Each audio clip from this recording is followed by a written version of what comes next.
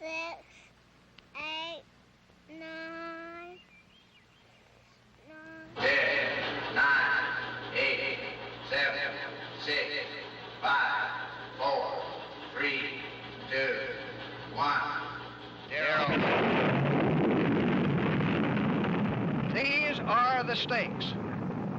To make a world in which all of God's children can live, or to go into the dark. We must either love each other, or we must die. Gentlemen, the time has come once again to discuss things.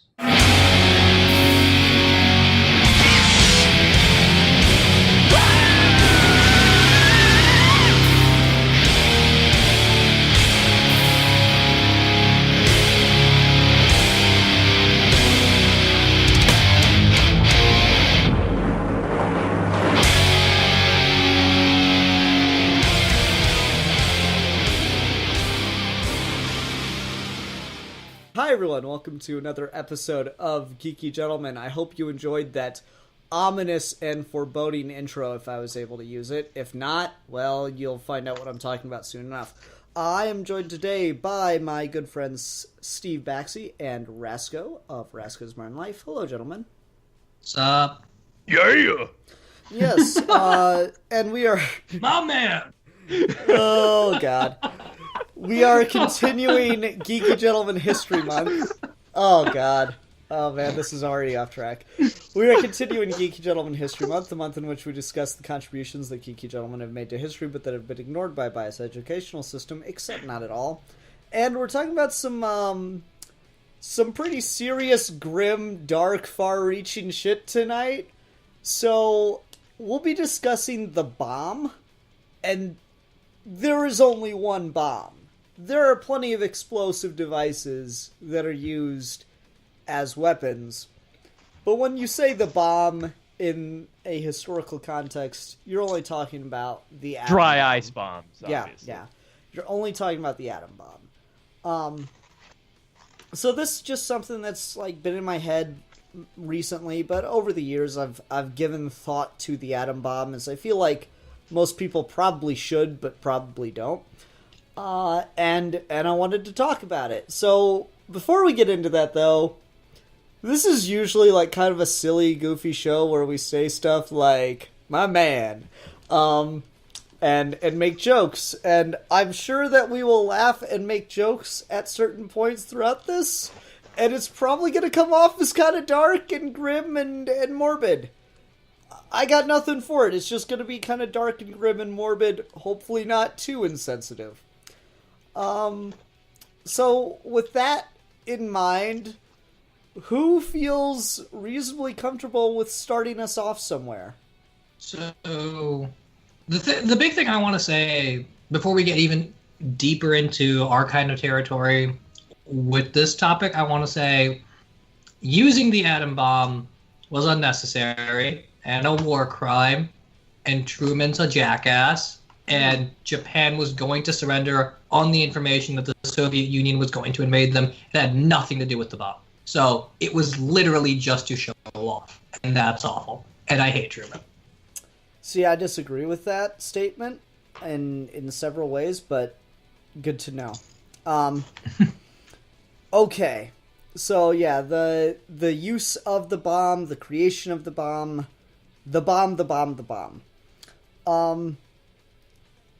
I'm of the opinion that, like, literally every reason I've ever heard for, in the historical context of why the bomb had to be used, that is, like, a reasonable and rational argument, I tend to go, yeah, actually, that makes a lot of sense. I can see why you would make that decision. It was still the worst thing ever. I have such complicated feelings on the bomb, because I'm just like, yes, there was the context of the Nazis. Yes, there was the context of the fighting spirit of the Japanese army. Yes, there was the context of, to prolong the war with Japan would take, at least extra years, if not decades, onto the war, and you'd be talking about losing more and more lives. I kind of will just give you all those arguments, and I'll still at the end of the day say it was literally the most horrific thing that anyone in the world had ever done. So Raska, what are your general thoughts on the bomb? The bomb scares the shit out of me as a concept because if we think about it through the lens of technology and progression, I can't think of a single field where we're more efficient at creating technology to accomplish goals than when it comes to like warfare. Mm-hmm. And that's what's so scary about the bomb is how disconnected the action of using it is from the consequences of the bomb itself. Mm-hmm. And how it's like to destroy just lives. All it takes is a push of the button, and that's really creepy. And and comparing it to something like a small scale, relatively, as like just shooting a person, you can comprehend on a personal level what it means to take a bullet. You literally can't with the bomb. It's on any level whatsoever. One person dropping that thing cannot possibly comprehend the amount of pain they have just created. And it's really interesting. I watched a documentary that came out about 10 years ago, produced by HBO, and it's one of the best documentaries I've ever seen because it's not like a Michael Moore thing where he asks a bunch of like leading questions and stuff. I think you hear the interviewer ask one question at the very beginning, and then they just cut to people talking about like their experiences surrounding the bomb. They talked to survivors. They talked to a bunch of Japanese survivors who were all, relatively young at the time. I think the oldest one was like 20. And then they talked to some of the survivors of the people that were actually there that dropped it. And it is just endlessly fascinating to hear people talk about the scale of the destruction and the feelings that they had. And there's like, you hear the U.S. military guys talking about, the ones that dropped it, and they're like, no, I've actually never had a single nightmare or regret about it. It was a war. And then, like, at the end, so you think, okay, well, this guy's totally just accepting of a lot of the propaganda surrounding it. But then you get to the end, and he goes, I'll be in conversations with people, and one jackass will pipe up and it's just, we should just nuke the hell out of all of them. And that guy has no idea what he's talking about. He doesn't even know what the word nuke means. And I'm like, wow. It is one of these things that like people want to classify as good guy, bad guy. And I don't know, man. I like if the bomb had been dropped on Nazi Germany, I don't know if people would be as sympathetic to the victims of it as they are to Japan for some reason. And maybe it's because we don't highlight the war crimes of Japan as much. People talk about the Holocaust a bunch because of just how shockingly systematic and efficient it was at removing human life. But, you look at Japan that ran across, China for, 14, 15 years. And they had, estimates between 3 million and 10 million civilians killed. So it's just a weird, complicated mess of a thing. And I think the thing that I found the most interesting from this documentary, which was called White Light, Black Rain, is the victims that survived the attack blame the Japanese government before they blame the American military. And that is just really, really fascinating to me. Interesting. Mm-hmm. And I'm just going to say again, I highly, highly recommend that documentary because it's just straight interviews. There's no probing questions or anything like that. It's got no narrative beyond just here's what these people experienced in regards to the most horrific thing in human history. Is that, and I want to say the answer is yes, but I'm going to ask it anyway. But is that a fair assessment of what we're talking about, the most destructive event in human history? I mean, I can't really think of anything that's just... Alright, here's the level to which the bomb is scary when you think about Hiroshima and Nagasaki. and just the raw cost of human life, not only in the immediate sense of losing Hiroshima 140,000 people, Nagasaki 70,000 people immediately. You lost another 160,000 over the years due to radiation poisoning. So we're somewhere around 300,000 lives, right? Both those bombs were mostly duds. It's been too long since I've looked up the numbers. I did a ton of research for this episode because I do find it really fascinating. But, I believe Fat Man was 2% effective for its total possible yield, and Little Boy was 1% effective. And that's terrifying.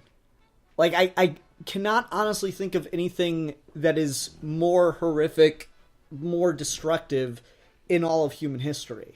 That kind of goes back to the thing of it's incomprehensible. Literally what this is capable of doing, you will never be able to wrap your head around. Mm-hmm. Because you'll hear statistics thrown out about the megaton yield of a bomb, and they'll say stuff like it's 2,000 times more powerful than other bombs that we have. And again, the numbers get so big it gets completely incomprehensible. The Russians during the Cold War tested the Tsar bomb, which is to date the largest nuclear bomb ever detonated, and it had a 50 megaton yield. And the only way I can try to explain to you how massive that is it turned solid rock to ash. And we're not talking, stones. We're talking boulders into ashes. And that's what else has the force to do that? Doomsday. Yeah, I guess. And there's things that you don't even realize when I find footage of nuclear tests, horrifying. There's one really famous one before the full effects of radiation were comprehended, where US soldiers are present for a test, and they're in foxholes, and the bomb gets detonated in the distance a mile or two away, and then they get out of the foxholes and start walking toward the mushroom cloud straight to their cancerous deaths. So that's just really strange to think about. But one of the interviews in White Light, Black Rain was one of the guys who was a couple miles away from the blast. He got to see it happen. He's like, they call it a cloud. It's not a cloud.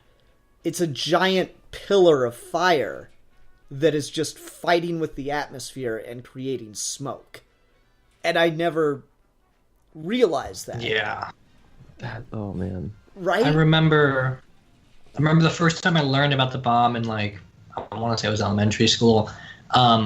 They didn't actually teach us about it. They just kind of turned on a documentary about the end of World War II. Mm-hmm. And the first image that comes to mind when I think of that is they'd show a picture of this old barn house, and the bomb had gone off, and all of the paint burns off of the house before it's destroyed. Mm-hmm. Yeah. You literally see the paint peel itself off and burn into the air before the house breaks, and it's terrifying. Mm-hmm. That's so scary. Yeah. It's really fucking scary. And what do you even perceive if you were in that kind of explosion? Because when you think about being shot, I've heard before that it feels cold, and that oftentimes it doesn't really hurt that much, but you can at least kind of think about what that would feel like on a sensory level. What does it feel like to be in that kind of explosion for the little bit of time that you have to even acknowledge what's going on? What does that feel like to your senses? Depends on how far away you are. One guy talked about being thrown 150 yards into a field. Another guy, a lot of people were in buildings and had houses collapse on them and stuff. People at ground zero were instantly vaporized. That's the really famous one that Watchmen used all the imagery of the shadows that are left of people, because they were vaporized so fast that they left an imprint on the sidewalk, and that was all that was left of them. And that's just... nothing about that makes sense. Like, you would never think that would be physically possible to do to a human body in an instant. One girl and her... one lady talked about how her and her sister were looking for their mother, because she was outside hanging clothing. They were inside. They were looking for her mother, and all they found was a charred body with no eyes and one gold tooth, and they knew it was their mother because she had one gold tooth, and they, like, tried to wake her, tried to touch her and go, "Mom, Mom," and her body just crumbled into ashes. It's freaky. It is the most horrifying thing. Other survivors talked about how, like, one consistent thing is a lot of people's eyes fell out of their sockets. So... yeah, I don't even know what to do with that. Right? God. Like, it's just... The amount of devastation is completely incomprehensible, and yet you listen to things that on many sides people talk about when they're talking about nuclear war, and it's just, you're fucking children playing with the fire of the gods. Quit it. Like, I want to open this episode with the very famous, or infamous rather, political ad that Lyndon B. Johnson did. Oh god, yeah, with the little girl. With Daisy. And, like, that is the most confused, but possibly most effective and simultaneously terrifying political ad in history. Of, these are the stakes. I'm like, Jesus Christ. At least that motherfucker gets it. Trying to use it to his advantage is a bit shitty, but at least he gets comprehends the level of devastation that you're dealing with. These are the stakes. Man must learn to live together or crumble. And I'm like, God damn it. Oh, man. So, to maybe turn this discussion towards more of the stuff we generally talk about, how do you guys feel about, and what is your favorite use of the bomb in fiction? I mean, it's hard not to go right to Watchmen, right? Is it, though? Because I was going to say Godzilla. Okay. That's... you got me thinking there with Godzilla. I was really trying to rack my brain for things other than Watchmen, but Godzilla, that's a good one. Yeah, because immediately in my... I didn't know Godzilla was an allegory for the bomb when I first saw that movie. Ever since I found that out, it made so much sense that I, like, literally when someone talks about the atomic bomb, my brain goes atomic breath. Mm-hmm. I just think that the one-to-one of that, and like the history of that movie in particular, about the way that Japanese wanted that movie to feel in relation to the bomb and the devastation, versus how the American cut was altered and stuff like that. For me, Godzilla's like, if you're gonna talk about nuclear or anything, it's usually Godzilla and like the Incredible Hulk before it's Watchmen. Really, that's interesting, because to me, I feel like Watchmen handles it with such tact in a really profound way, wherein it shows you the kind of calculus of human lives that these guys deal with. So I guess if I wasn't going to go for Watchmen, I'd go for Dr. Strangelove. Because that movie also deals with the calculus and the tact that these people in power are playing with human lives and with the human species, as it were, not just individual nations, but the entire world, because we have the ability to end the world. That they play this game, and Watchmen handles it with like this sober realization of, well, maybe people just need to be lied to, whereas Dr. Strangelove kind of takes the approach of, these are just the dumbest kind of people playing at things that they don't have any comprehension of, like it's team sports. and you should be more worried about this than you are. Yeah. Yeah. Yeah. It's the exact same thing when you ever watch like a studio exec in an interview and they're just like a complete goober and you're like, oh my God, this is the guy that makes like the decisions about what movies get made and what movies don't get made. And he's a complete goober like me. But it's that with nukes. That's true on every level, that everyone's a goober. Yep. Doesn't matter how high the stakes are. Everybody is a goober. It's almost like the higher the stakes, the more goober people get, I guess you could say. Yeah, it's a really fascinating thing. I don't know, Rasco, do you have another one besides Godzilla? Oh, well, the obvious, Superman 4. I mean, Yeah. Right. Yeah. there's only one film that comes to mind. Just, it's that. But I Yeah. do think what's really interesting about that movie is how it's kind of like such a weird happy pill smiley face approach to the discussion of nuclear weapons. And I think that's really weird that we kind of like don't we I don't know, it's almost like we talk about how nuclear weapons are so scary and so dangerous, but we don't really talk about like the literal effects of nukes and how powerful they are, and we always try to keep it very clean and like clinical, and it's just nukes and nukes are dangerous, but it's literally as savage as just like this part of Earth gone, these people gone, and that movie really weirds me out because of that. It's like this really smiley-faced approach to nuclear weapons, and it's weird.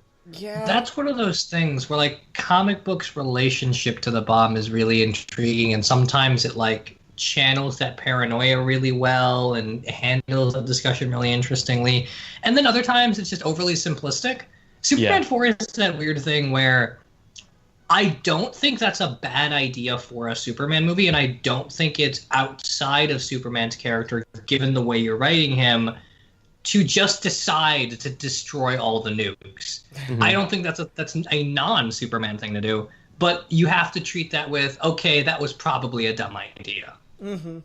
Yeah. I know you guys don't particularly care for Nostalgia Critic, but I do really like this moment in his review of Superman 4 with Linkara, where they play a game where it's like, okay, put yourself in the, echoing a bit, Steve, put yourself in the shoes of a world leader and, you know, we're going to take your nuclear weapons away. So you are this country, and I'm still echoing. You are this country, and your entire existence depends on the fact that you are surrounded by enemies, but they are afraid to attack you because of your nuclear arsenal, quote unquote, or hint, hint, it's Israel. What do you do when Superman takes away your bombs? Smile and clap! And it really does do a just fantastic job of showing the lack of thought that people put into this issue. Like, it's so weird. People act like this issue has been solved, and it hasn't. That's why there's, like, so much people freaked out about Iran and North Korea having the bomb, because it's like, oh, these are kind of, you know, rogue states from Western civilization's perspective. What will they do with it? Well, I don't think anyone wants to end the world, but they're using it more as a bargaining chip. And how fucked is it that your bargaining chip has to be, now I too can help destroy the world, so now you have to listen to me? Yeah, it's weird because the bomb is almost like the moment in his, like, the creation of that type of weapon is almost like the moment where humanity really kind of becomes we are like our own storytellers. Like, we get to decide our own story at that point. Because when you said that, like, we can literally end the world now, like, we can end everything, it's really funny because essentially it's like putting the pin in your hand. It's like, okay, now you can end the story whenever you want. You can finish the book whenever you want. You get to decide how it ends. That's really creepy. Yeah, I really like a moment Stephen Hawking had where he's like, I'm not entirely sure intelligence is beneficial to life, given how many times we all almost destroyed ourselves in the last 70 years, how likely do you think it is that other civilizations out there have been faced with the same task of dealing with nuclear arms and made the wrong decision? And that's really, really fascinating to me. Yeah, like maybe there was that race out there that we could have gotten in touch with through, slow ass dial up of interstellar communication. Maybe it was Mars. Yeah, but then they destroyed the fuck out of themselves. Yeah. Well, shit. Damn it, Mars. Damn it, Mars. We're fucking neighbors, okay? You gotta be, well, not quite, but you gotta be careful. Yeah. We're in the same neighborhood. It's bizarre. It's craziness. Like,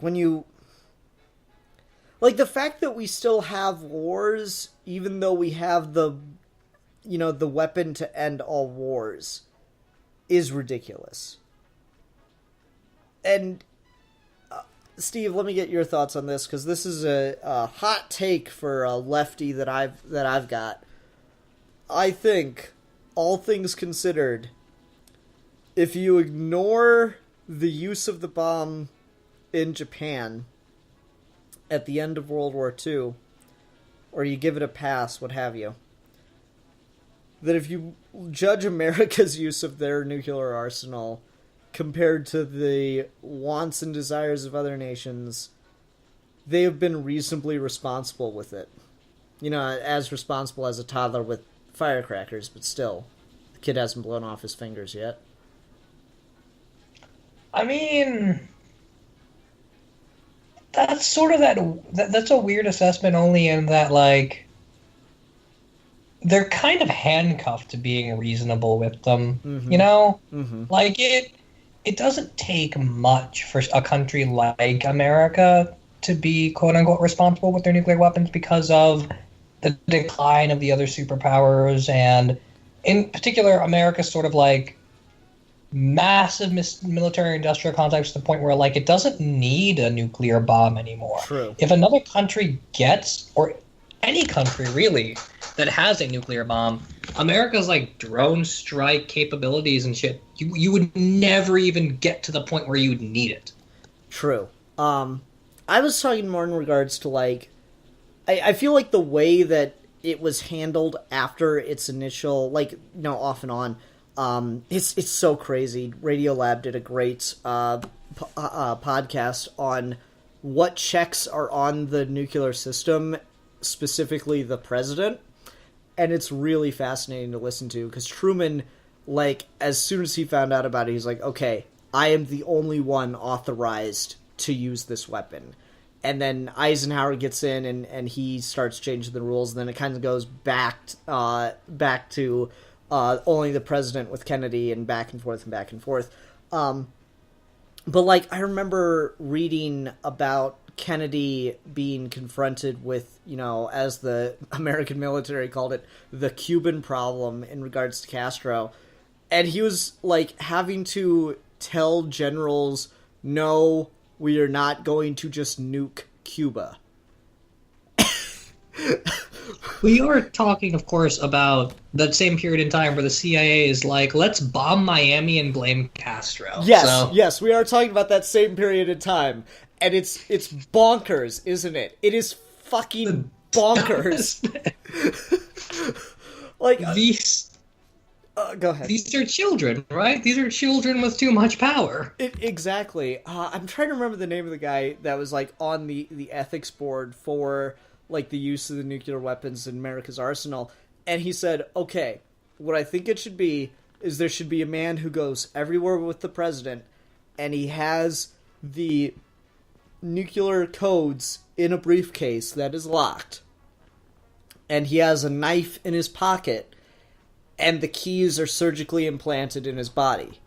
And if the president needs to, needs to take the authority to launch the missiles, then he has to request the knife and kill and cut open and take the keys from the man's body in order to access the codes. And just to, like, see the pain of taking a human life right there. And people responded to this by saying, we can't have the president's judgment be compromised by the fear of what it means to take a human life. The fuck with this? We need the president to be Ultron, okay? Right? The sheer...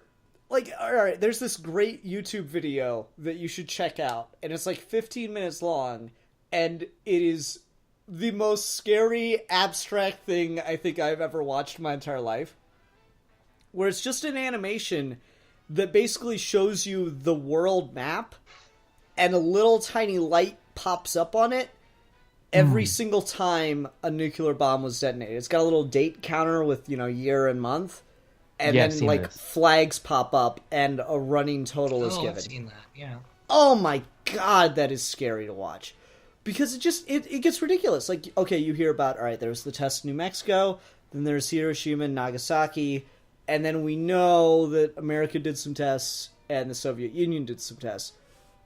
Okay, that's the beginning. That is, like, the first chapter, and then it gets ridiculous where, like, there's over 1,000 nuclear bombs just in the United States arsenal that have been detonated as quote-unquote tests. Really, it's dick-wagging contest with the Soviet Union, who itself detonated nearly 1,000. And then you get, like, fucking France and India getting into the competition. You're like, why? Why would anyone do this? People. You know what's really scary about, like, the responsibility question, like, regarding how responsible everyone is with their nuclear weapons? What's really scary about it is I kind of hope it's not like that time, like when you're in elementary school and the teachers are like, all right, class, we're going to be checking everyone's desks to make sure they're organized. If not, you're in trouble. And then, like, some kid has, like, a dead animal in his desk. It's like, what the fuck? You're terrible at keeping your desk organized.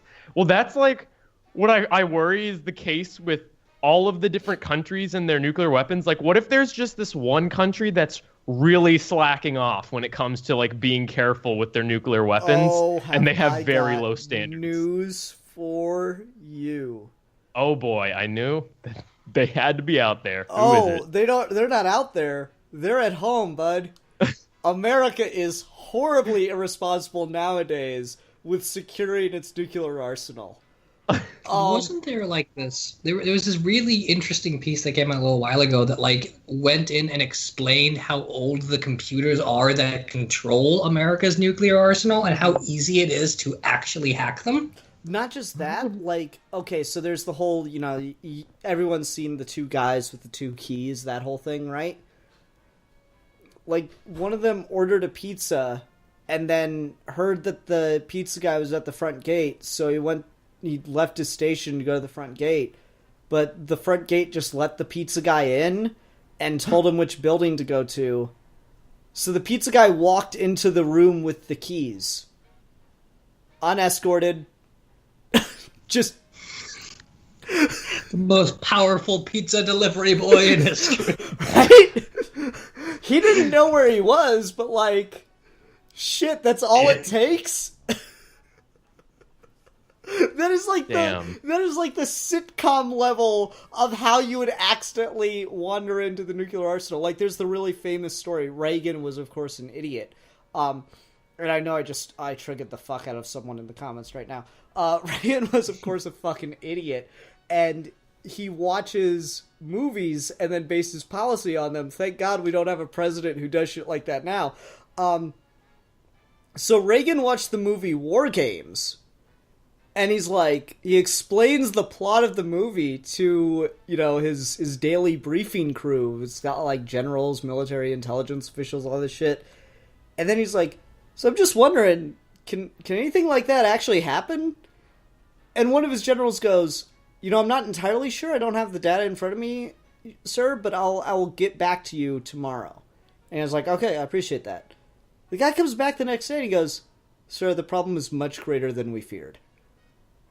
The fucking shitty-ass War Games movie had a better comprehension of the levels of national security and irresponsibility that the United States government was dealing with, the United States military was dealing with, than the United States military. It's kind of beautiful and terrifying. I know. How have we not blown ourselves to smithereens? I mean, like, at a certain point, don't we kind of deserve it just because of how fucking irresponsible and stupid we've been? See, like, when... Oh, we passed deserve a long time ago. Yeah.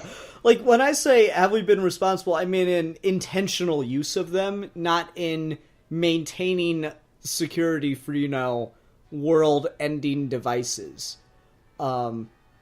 So yeah, take that for what it's worth. It's a mess. I have a question. What's up? Is there something as, like, world-changing as the, like, just theorizing, is there something, like, that we've yet created that, because I think, like, AI is the next big one, like, true artificial intelligence, that's probably, like, the closest thing that will change the world the way that the bomb did? Maybe. That's a tough one, just when you, like, break down what you mean by AI. Mm-hmm. And I think we did a whole episode on that, because that gets tricky. Because we're kind of already there, except I know what you mean, and we're not quite there yet. But then when you think about what that really is it really any different? Yeah, yeah. It's a complicated issue, and, AI has profound consequences long-term for humanity, but not as instantaneous as the bomb. Like, all it takes is for one bomb to go off and then everything goes wrong. I really liked the movie Iron Sky. I liked it more when it was a comedy and not a drama about American politics and Nazis. But I liked the movie Iron Sky, and at one point that just evolves into all the countries of the world fighting each other for this, like, super rare element that the Nazis were hiding on the moon. And then they just start nuking the shit out of each other. And, like, it only takes one missile, and then everybody loses their shit, right? Like, it only takes one accidental launch before everything goes wrong, is the really, really terrifying part. With all the alliances and stuff, it's a fucking powder keg when you really sit down and think about it. Either of you seen the movie Failsafe? Yes. Okay. No. That's an interesting one. Like, it's a good movie, but it's not its fault that Dr. Strangelove came out, like, the year before. Because it's the exact same plot. Something goes wrong, and they don't have a way to get a hold of the pilot as he's going to, nuke a site in the Soviet Union. But, like, the gamble that the president makes in that movie is he calls up the head of the Soviet Union, and he's like, okay, so I've got you on the phone, I've got your representative in your city that's about to be nuked, and I've got my representative in New York.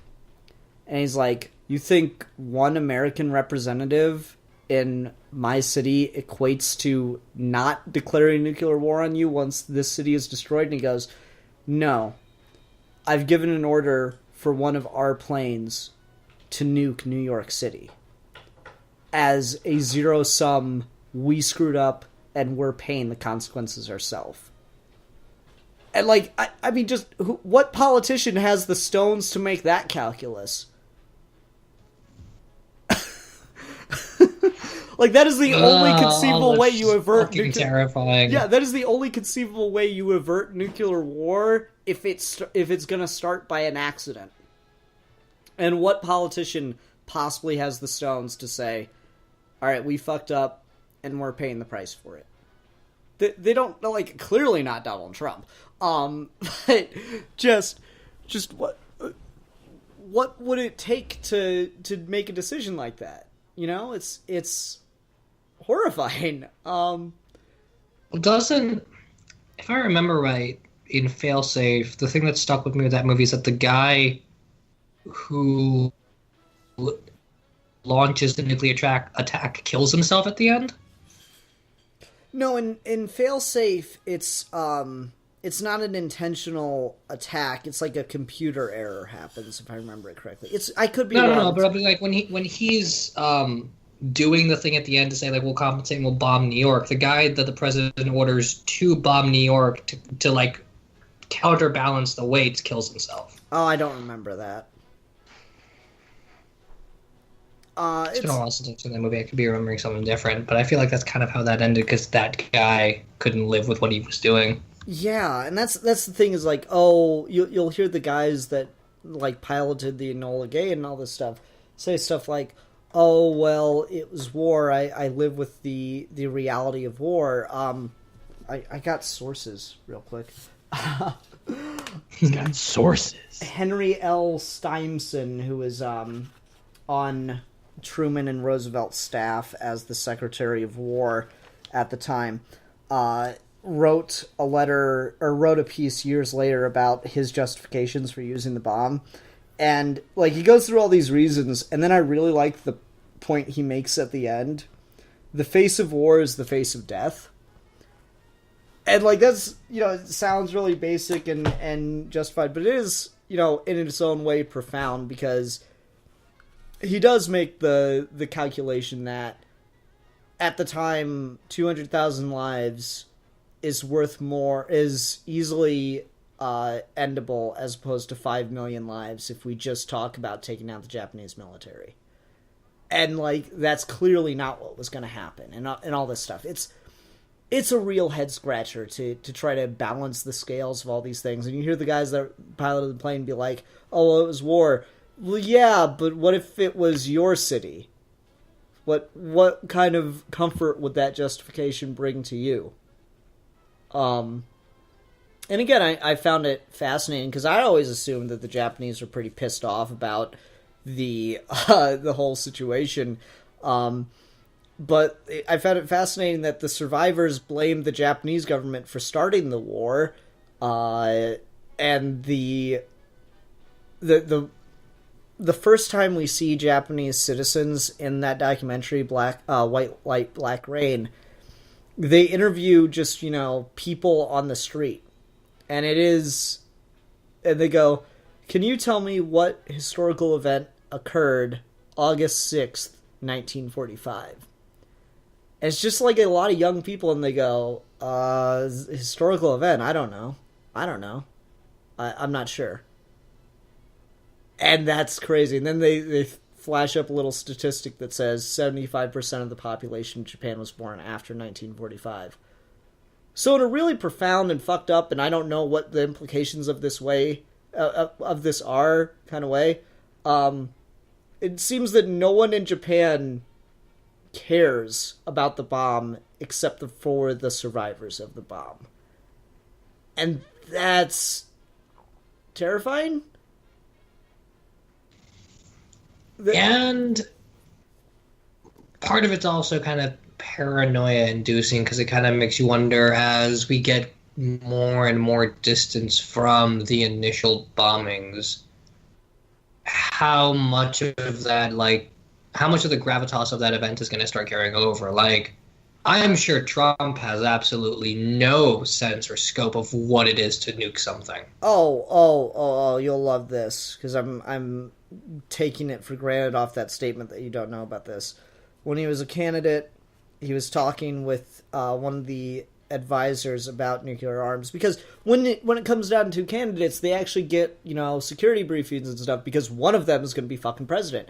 Trump was talking to one of the advisors of nuclear arms, and the guy had to explain to him, multiple times why America has bombs but cannot use them. So that's where we are now. Yep. Yeah, there's an even dumber quote where he is like, 100 years ago we were using swords. Now we have the power nuclear. He keeps calling it the power nuclear like he's the Silver Surfer. I think it's really fucking funny.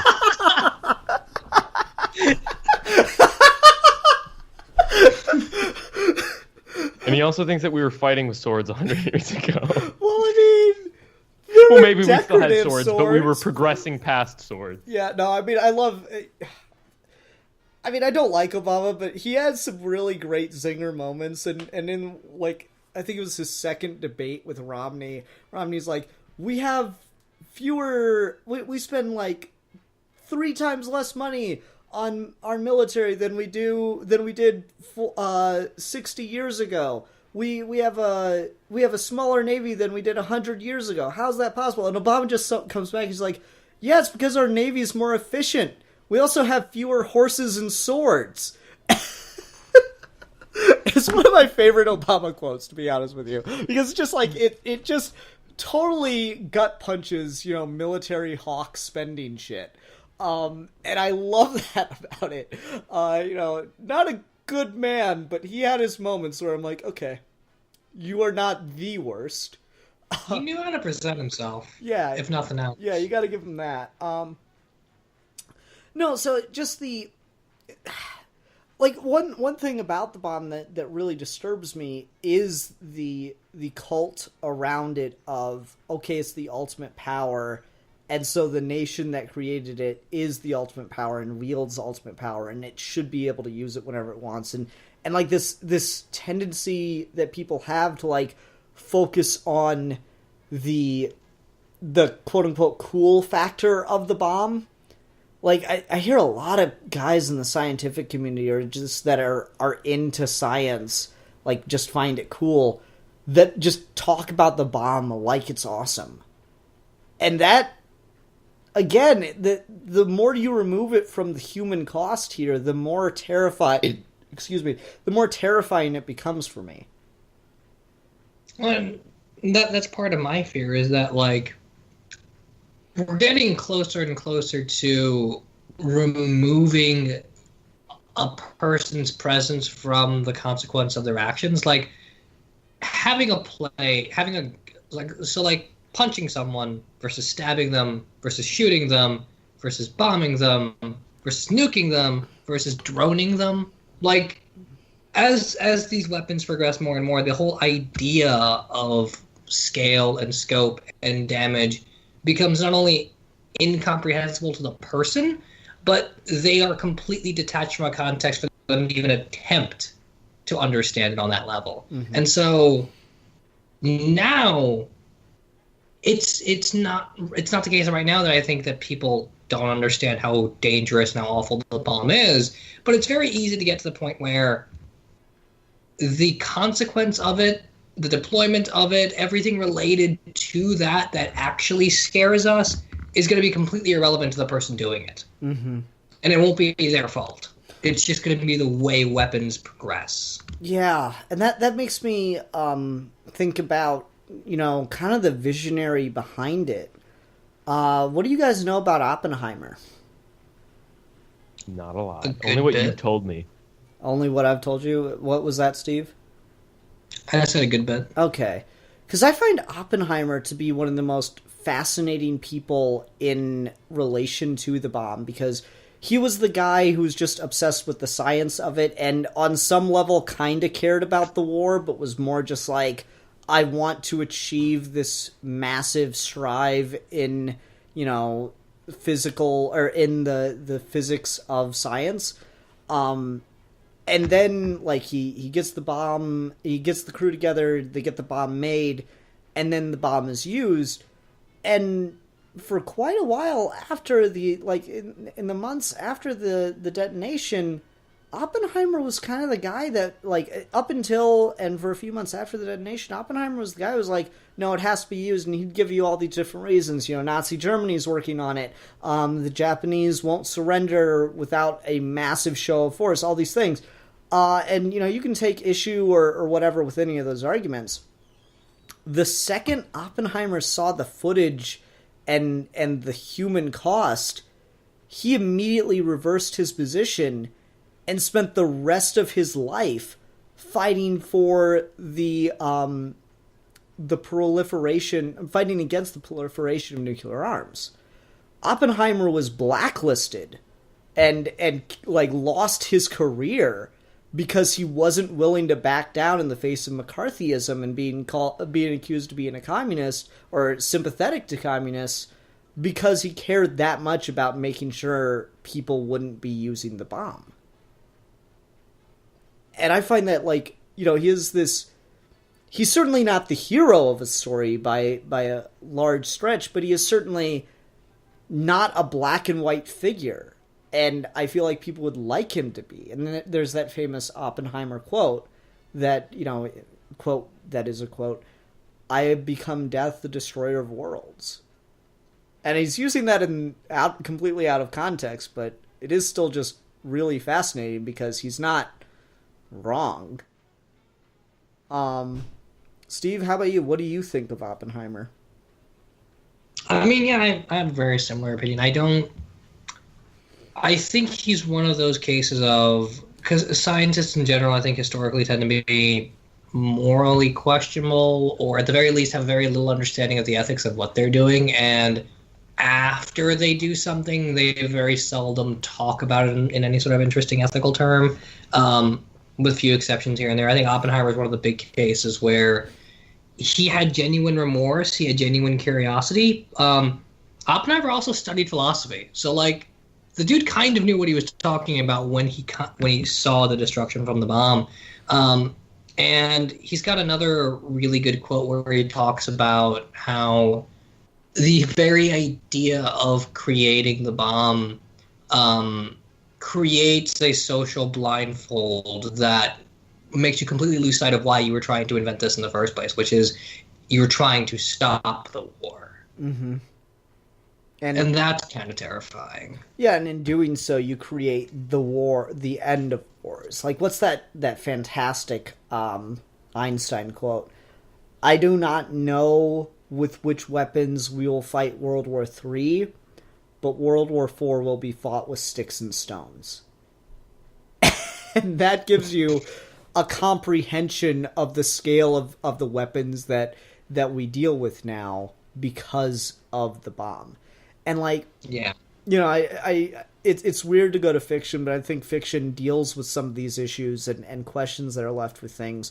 Wherein, there's an episode of Doctor Who, or no, it's Star Trek. There's an episode of Star Trek where one of the doctors, I think it's DS9, I think it's Bashir, helps create a cure for a virus that was like a biological weapon in a war that completely devastated both sides of the war. He helps create a cure for it, and immediately after they create the cure and disperse the cure, the people in charge of helping to create the cure are all murdered. Just instantly, because they've had access to the disease itself. They've had access to the biological weapon, so they could conceptually know how to do it again.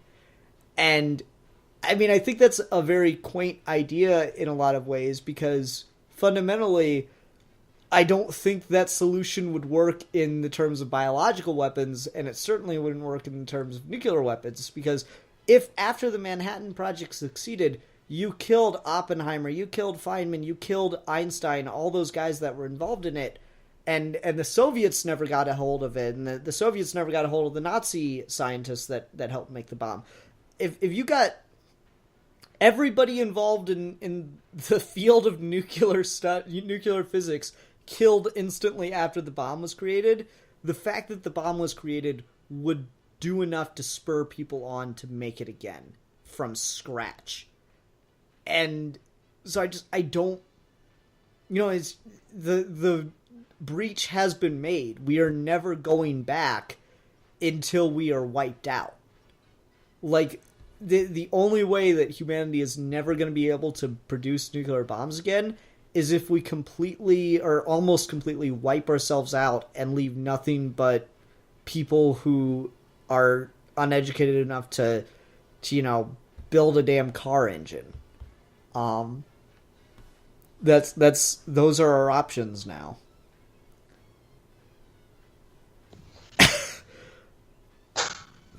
That's some heavy stuff. I told you, I warned you. I'm wanting to open this episode with Daisy. These are the stakes. And I mean, there's like I said, fiction has a lot of ways to deal with this. Rasko, you brought up Superman 4. X-Men Apocalypse is another one where Apocalypse just takes all of the nukes and fires them into the air as if like that solves everything somehow. I still do not get that scene. That is the most really bad movie. Yeah, it's definitely really not good. bad. Well, like it's see, it's weird because like he fires all the nukes up apparently because he just doesn't want to, like, kill off the mutants along with the humans. But, like, 2 movies ago, the bad guy's plan was to fire all the nukes so that the mutants would survive and the humans wouldn't, and I can't wrap my head around it, man. It's a really bad movie. But, I mean... I'm sorry. I bring up that because I think X-Men, from its impetus, was a really good metaphor for how a lot of these, and Marvel in particular was a really good metaphor for how a lot of this was going. Like, Hulk as a manifestation of, like, paranoia of the nuclear age, like, that's a very particular thing. Radiation being the thing that makes Spider-Man Spider-Man. The same sort of, like, radiation in the air is why the X-Men start to mutate in a lot of continuities.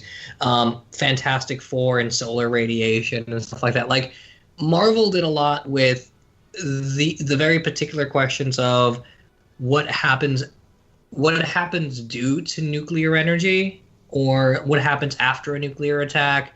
And a lot of, like, the early Hulk stories in particular are a small microcosm of, like, Bruce Banner dealing with nuclear level power in the Hulk transformations. And, like, the Hulk would change one time an issue, and after he left, he would leave behind, like, a crater and a mushroom cloud. Mm-hmm.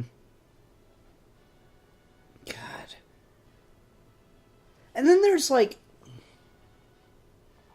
there's this idea of people that play with the scale in fiction, but don't understand it. You know, I remember being on, like, Comic Vine and the Battles forum and hearing people say shit like, Planet Hulk, every time he stepped there was a 10.0 magnitude earthquake and he punched with the force of a nuclear blast. I'm like, this level of scale that you were dealing with there makes absolutely no sense on any level. Like, okay, you want to know how the Americans found out the Tsar bomb was tested? They found out because they thought there was an earthquake in Russia. Oh. The Tsar bomb... Alright, so, like, the way we measure earthquakes is there are stations all over the world, and they feel the aftershocks through the earth. When a large enough earthquake happens, the aftershocks actually travel through the earth, and so the stations triangulate the epicenter of an earthquake based on which one got the strongest, which one got the second strongest, which one got the third strongest. So that's been set up for a number of years now, and when the Tsar bomb was detonated, they thought, oh, hey, there's like a 3.0 or 4.0 earthquake in Russia. Hope they're okay.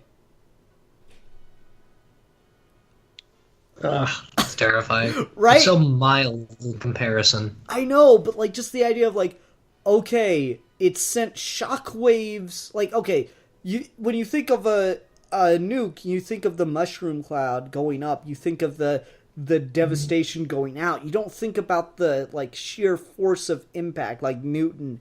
Every action requires an equal and opposite reaction.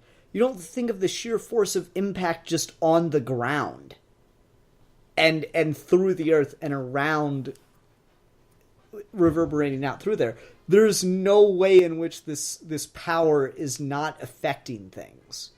And then there's, like, we haven't even touched radiation and long-term effects. Like, I remember when I talked about the whole let's nuke Cuba thing earlier. I remember hearing someone talk about that, and they go, and thank God they didn't, because the nuclear fallout would have completely destroyed half of Florida. Yes, that's the most pressing issue.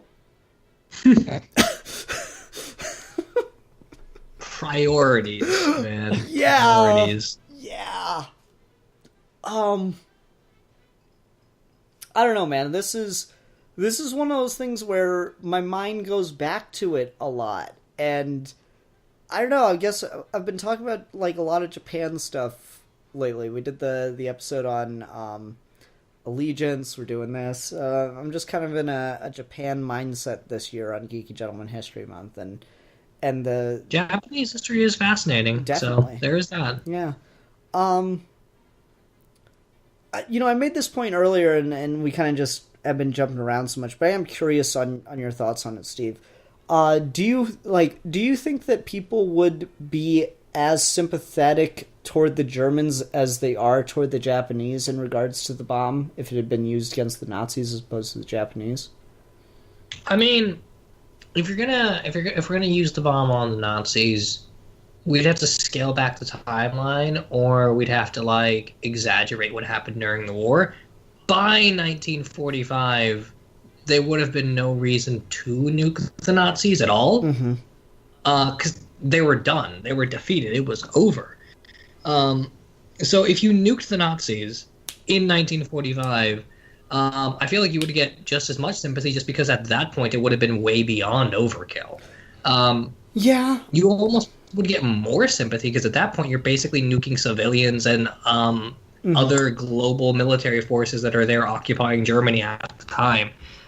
If you say that, like, if you say let's say pretend the Nazis still had an army and they were still working through 1945 and they used a nuke on them, then you'd have to reconcile that with nuking people in concentration camps potentially. Well, see, it's interesting to talk about because, you know, there are sides of this that don't get mentioned. Like, Hiroshima was was it a naval base, or was... I'm getting them mixed up. Nagasaki and Hiroshima both were heavily involved with the Japanese military. Either one of them was a Navy base, and the other one was a Army base and weapons manufacturer. And the terrifying part is Truman was actually lied to and told that they were both strictly military targets with no civilians nearby. Whereas the military specifically chose a list of targets with Hiroshima and Nagasaki on them because they had both military value and there were civilians nearby. And they wanted to make sure to affect both. And so there's a lot to that, but the point which I interrupted was you mentioned the idea of nuking concentration camps. The Japanese imported Koreans and Chinese, and there were some living, like, not the sheer number that would be in a camp, but there were some living as essentially political prisoners and propaganda for, see, we're treating these people so well, in both Hiroshima and Nagasaki.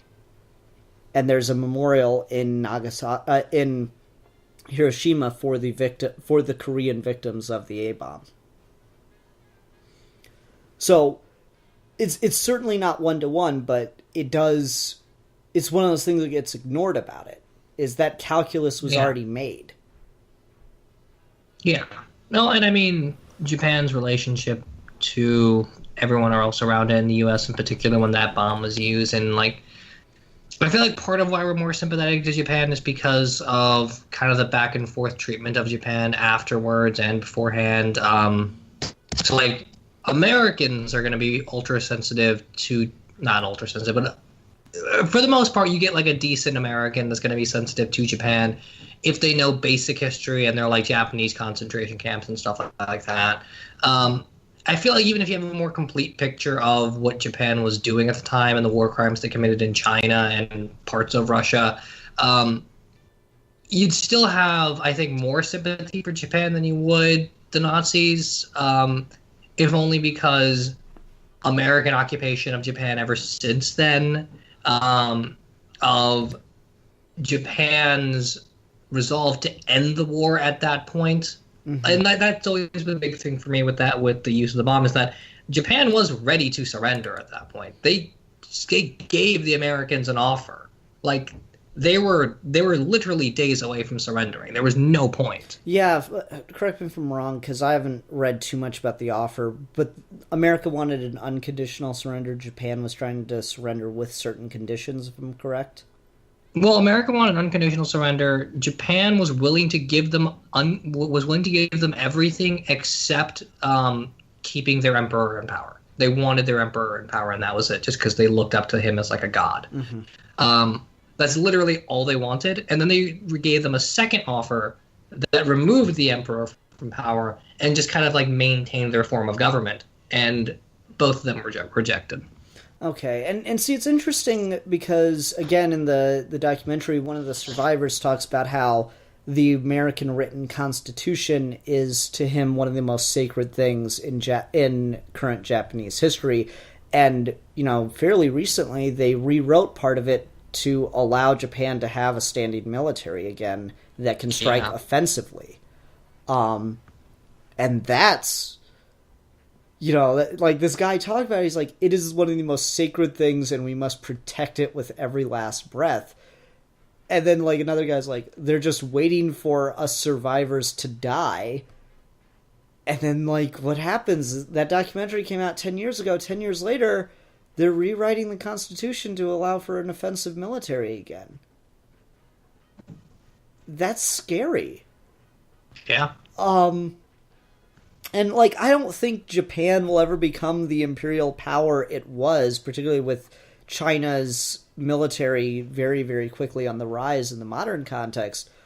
But, like, still, what does that mean? That, like, Germany's military is never going to be the power it was, and it doesn't, like, need to, given the economic power it's gained. Well, in Japan, I also feel like structurally, it's not possible at this point to ever get to where it was. Mm-hmm. Like that near century or half century of American occupation, you just can't do it at this point. Yeah, and, not to excuse American occupation, but to excuse American occupation, it's a complicated thing to talk about, because I don't like it, but if it was ever in any way historically justified, I think that's probably the best argument you could make, is like, okay, well, they did a sneak attack, they were expanding militarily into the region, and sanctions weren't deterring them. It in fact encouraged them to bring us into the war. So I don't know, it's a messy issue. There's a lot to Japan's history post-war that I think there's equal blame on the U.S. as well as Japan itself. Particularly when it came to, like, Japan wanting to conquer and be an imperial power. Yeah. Well, that, but I mean, more along the lines later of, like, Japan realizing that it couldn't be a military power, so it wanted to, like, manipulate economic systems with the U.S.'s help, and that kind of led them to their bubble economy for the last, like, 30 years. Mm-hmm. So, like, Japan fucked up a lot, and America was bad as always, but not as bad as... They weren't unreasonable with Japan for a lot of that. Mm-hmm. Also, to talk about the context a little bit further in regards to Nazi Germany.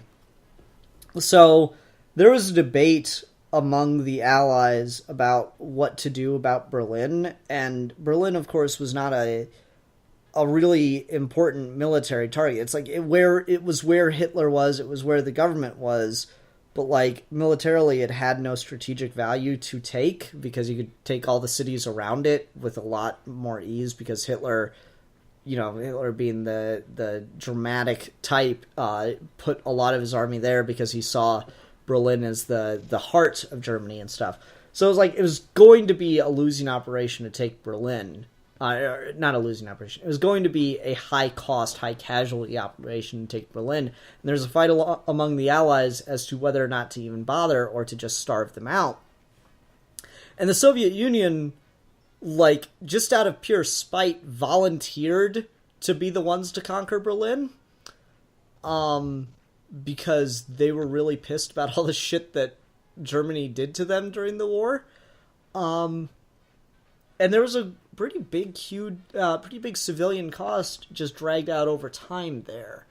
And that's something that's not talked about a lot, which is weird to me, because I don't know, when you talk about the bomb and the, 2 bombs, instant kill, instant end to the war thing, even though the war was basically over in Japan, it was just a matter of if their citizens would hold out and would form an insurgency or not. Like, that's the best argument I've ever heard for the U.S. is, even if Japan was willing to surrender, there's no guarantee that its military would have, because of the fanatical devotion kind of thing that they had going on. It's really interesting to hear soldiers talk about fighting Japanese soldiers, because those guys, even if they knew they had no chance, would fight to the last man. So I don't know. It's one of those things where I scratch my head and I wonder why some of this stuff, like, not to equate it, but why some of this stuff doesn't get talked about in reference to each other, because it's weird to talk about these things in a vacuum when the entirety of the war was such a just what are people willing to do to each other kind of thing, you know? Yeah, absolutely. I mean, what's his name? Carl Schmitt. That whole sort of like really basic Nazi political philosophy of ultimately politics is about who you're willing to sacrifice more than it's about what you're willing to gain. Mm-hmm. And so the nuke is the ultimate testament of these are the people that are worth sacrificing. Mm-hmm. Man, I don't believe it, but I think we got through talking about the bomb in a reasonably level-headed and profound way in about an hour and some change. 'Cause I don't know if I have anything else besides I'm scared and an orange troll has it and I'm scared. I have to say now. I gotta admit, I'd be less scared if an actual orange troll had it. Oh man, it's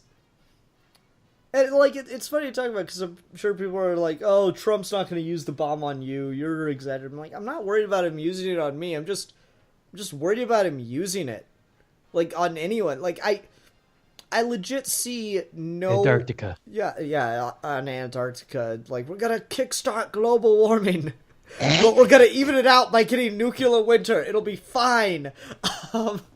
We'll speed up evolution and all become aquatic if we're forced to live in water. Yeah. Or we'll grow wings. One of the two. That was one of my favorite Futurama jokes. Like, what happened to global warming? It got canceled out by nuclear winter. Oh, good.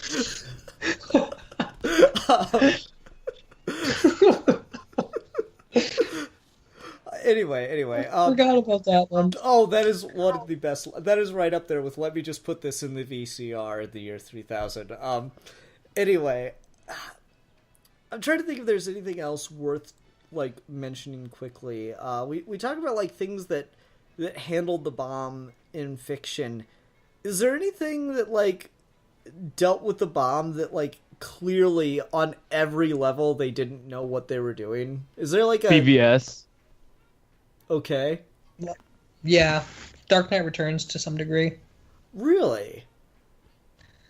Well, Dark Knight Returns, I feel like, is one of those stories where it sort of loses itself way too much after it sets itself up. So, like, that sort of, like, idea of the stories being about personal closure, and then it kind of, like, spiraled out of control. And the whole Superman puppet of the government and being hit by the nuclear bomb thing. The closure for Superman and nuclear paranoia doesn't ever meet the rest of that story, so I feel like it does that for a cool shock value hit before it does it for any sort of purpose or any sort of level-headed reasoning. Okay. And why BVS, Rasco? Because it completely drops the fact that Batman's kind of afraid of Superman, because Superman is pretty much like a one person in charge of a nuclear weapon. Like, it just literally is dropped because they don't really care. That's why it handles it poorly. Okay. No, I thought you were going to, like, specifically talk about them shooting a nuke off above a major metropolitan city. Yeah, I mean, that's there, but, I mean, that's just so that we can see Superman being hit by a nuke because we want to show that. Yeah. Superhero movies have this kind of all around, like even Avengers with the way they use the nuke there. I feel like none of them really deal with the nuke in an adequate way. Yeah. And that's partly because, given the scale those movies have launched themselves into, they're kind of desensitizing us to the level of damage nukes would cause already. You know, like after Sokovia's flying through the sky and going to crash to the ground like a meteor, nukes are not that far away. Yeah. That's why, like, Watchmen, you know, say what you will about it, but the just level of devastation they show in that movie, specifically the Ultimate Cut, does a pretty good job. Well, and I remember the last issue in particular, like 3/4, like half of that issue is just flipping through and looking at the chaos. Yeah. Yeah. It's a scale unimaginable. I guess I'd just close again by recommending the documentary White Light, Black Rain. It is on YouTube in its entirety for free.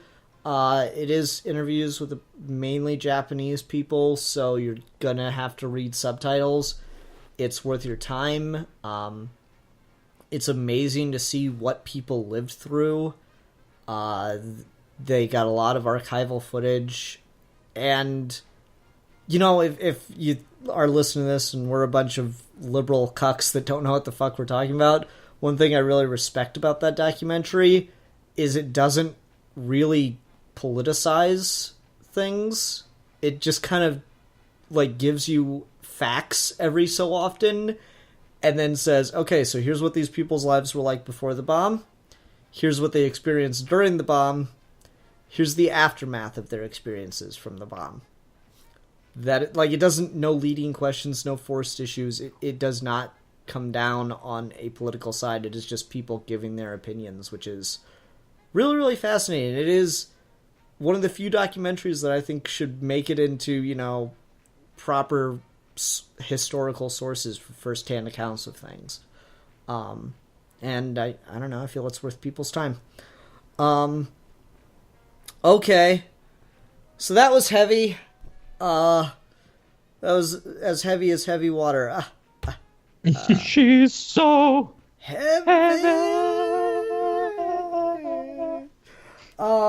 So Steve, I'm gonna ask you to pick a review topic now. Now, I'm not gonna require it, but like, conceptually, would it be possible for something a little more lighthearted than, you know, Nuclear Armageddon? Huh. Nuclear Armageddon. Let me see. Nuclear Armageddon. Actually, I think I might. Okay, I'm between a couple. Because I want to do a biopic, partly because I want to talk about the whole idea of a biopic in general. Mm-hmm. So I'm just looking through my list of my favorite biopics. I know you. The annoying thing about it is that there are a few that count that might as well just not be. Like Catch Me If You Can is technically based on a true story, but like it doesn't even fucking matter. Even though I really like that movie, but that doesn't seem appropriate for this. Let's talk about Chaplin, the Robert Downey Jr. Charlie Chaplin biopic. Yay! Ooh. Funny man. Okay. I like that. This. Yeah. Cool. Sounds like a fun time where it will not be sad at any point. Because it's about a comedian. You have not seen the opening scene of that movie. I've seen Chaplin. It was a facetious point, Steve. All right, everyone. Thank you very much for watching. Until next time, I'm the Philosopher. I'm the Exile. And I'm the beta male cuck. And we are your geeky gentlemen, and we will be discussing things.